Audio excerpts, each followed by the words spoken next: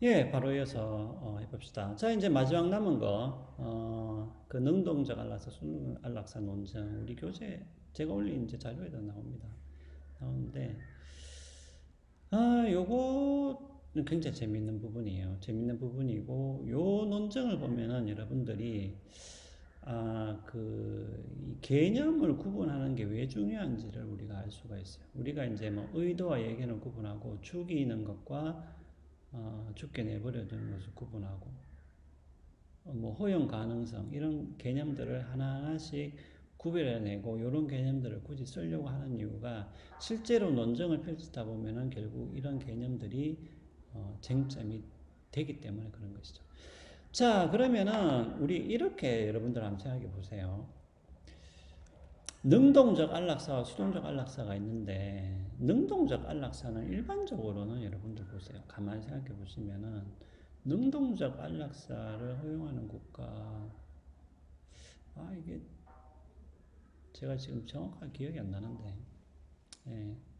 근데 일반적으로는 능동적 안락사를 이렇게 법적으로 잘 허용을 하지 않죠. 우리가 배웠듯이 능동적 안락사라는 것은 기본적으로 안락사라는 것은 타인이 개입하는 것이고, 예, 물론 우리가 의사조력 자살도 타인이 개입을 하지만 타인이 죽음을 야기한다고 우리가 볼 수는 없다라고 이야기했잖아요. 하지만은 특히 능동적 안락사 같은 경우에는 의사가 직접적으로 약을 주사를 하기 때문에 실제로 그 이제 타인이 죽음을 야기하는 형식을 이제 취하게 되는 것이죠. 그렇기 때문에 능동적 안락사는 좀 허용을 잘 안 하는 편이죠. 예, 우리나라도 마찬가지고 우리나라도 능동적 안락사는 지금 허용을 하고 있지는 않죠. 예, 하지만은 연명 의료 중단은 이제 그 환자의 어떤 조건에 따라서는 이제 허용이 된다라고 대법원에서 일단은 판결을 한번 한 적이 있습니다. 우리나라는. 그렇기 때문에 그러니까 그거를 또 수동적 안락사라고 또 잘 이야기를 또 안 하려고 하죠. 우리나라에서. 그러니까 안락사라는 말을 잘 안 쓰려고 하지. 특히 의사들은 펄쩍 뛰죠. 예. 왜냐면 그 굉장히 이제 민감한 부분이기 때문에 그렇죠. 그러니까 우리가 그냥 객관적인 입장에서 보면 아니 뭐 연명의료 중단이나 수동적 안락사나 그게 그거 아니냐 이렇게 말을 할 수도 있지만은 실제로 여러분들 의사들한테 그렇게 이야기하면 의사는 펄쩍 뛰어요. 절대 안락사가 아니라고 이야기해요. 그냥 연명의료 중단이라고 이야기하죠. 아니 그만큼 이게 좀 민감해서 그래요. 예. 조금 이제 우리나라 문화가 뭡니까? 우리나라 문화가 약간 이렇게 뭐 치료를 하다가 죽으면 일단은 뭐 의사 탓을 많이 하죠. 예.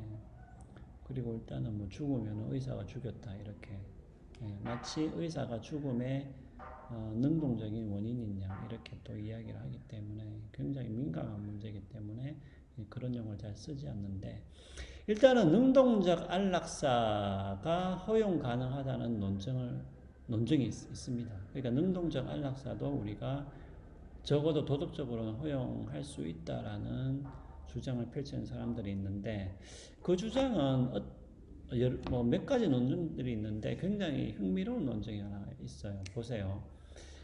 그러니까 수동적 안락사는 도덕적으로 허용 가능하다.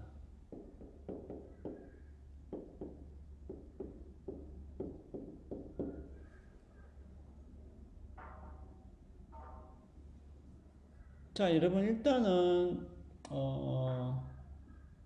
도덕적으로 허용 가능. 이렇게 줄여서 쓸게요. 그러니까 뭐 그냥 생명 연장 치료를 뭐 하지 않는 거. 뭐 그런 거는 도덕적으로 허용 가능하다고 합시다. 예. 그거는 또 약간 받아들이는 경향이 있잖아요. 그러니까 이 논증을 여러분 잘 보시면은 이게 어떻게 논증이 진행되냐 하면 이미 허용 가능한 게 있을 거잖아요. 어떤 게 있을 거잖아요. 그러면 거기에 기대서 그러니까 A는 이미 허용 가능해. 우리가 다 받아들이고 있어. 그러면은 B라는 것을 우리가 허용 가능하게 만들려면 B나 A나 같다. 따라서 B도 허용 가능하다. 이런 식으로 이제 기대서 논증을 펼칠 수도 있다는 거죠. 이거 가만히 보세요. 재밌어요. 그러면 수동적 안락사는 이미 도덕적으로 허용 가능하다고 합시다. 일단은 뭐 이것도 인정 안 하는 국가도 있긴 있지만 일단 수동적 안락사는 허용 가능하다고 했을 때 그러니까 적어도 도덕적으로 뭐 법적으로는 그건 딴 문제고. 두 번째, 그러면 능동적 안락사하고 수동적 안락사가 도덕적으로 등치. 여러분들 등치라는 말은 같다는 거예요. 같다는 거예요. 같다면이죠. if예요. 만약 같다면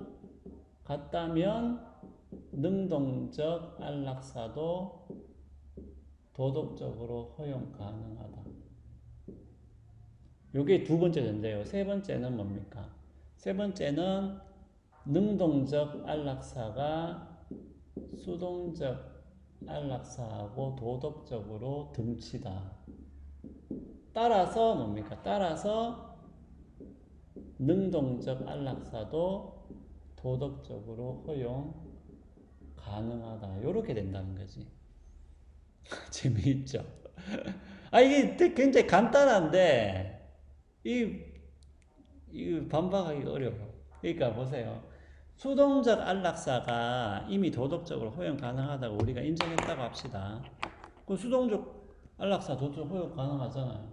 자, 그러면 능동적 안락사가 수동적 안락사하고 도덕적으로 등치라면, 도덕적으로 같다면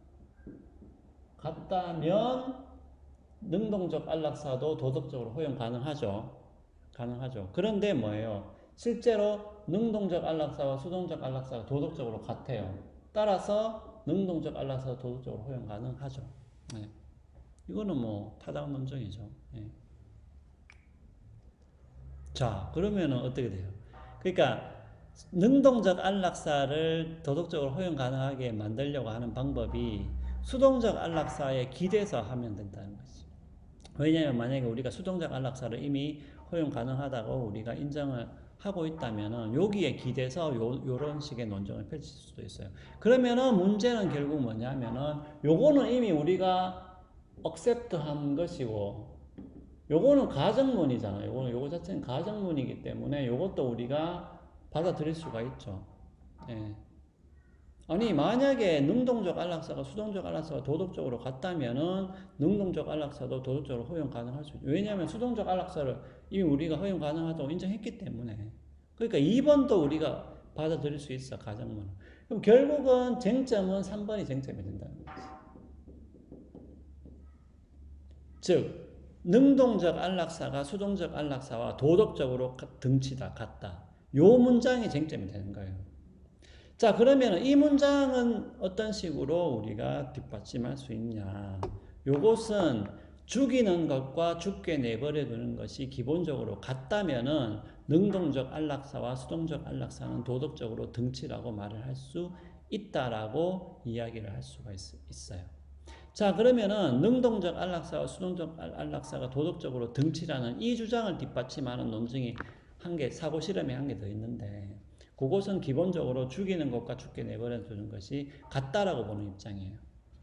자, 그러면 어떻게 사고 실험을 하느냐? 요 사고 실험도 조금 재밌는 거라서 여러분들 좀 기억해 두시면 괜찮아요.